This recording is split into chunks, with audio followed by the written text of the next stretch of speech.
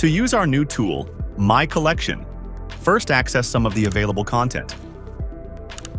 In the chosen content, make any changes you wish. All set? Now just save the template by clicking on this button and customize the title.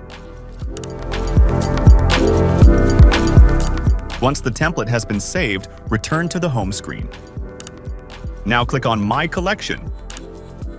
Here, all saved content is available as well as options related to the templates. In each content, you have the option to share, rename, duplicate, move, and delete.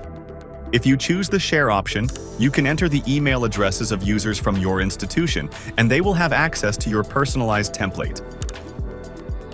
To make organization easier, you have the option of creating folders and subfolders.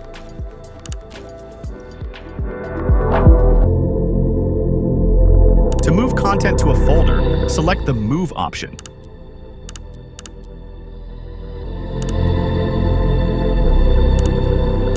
Finally, you can modify the saved template. To do this, simply enter it again, make the changes you wish, and save or save it as a new content. This way, the original template is preserved. We hope you can make good use of this tool.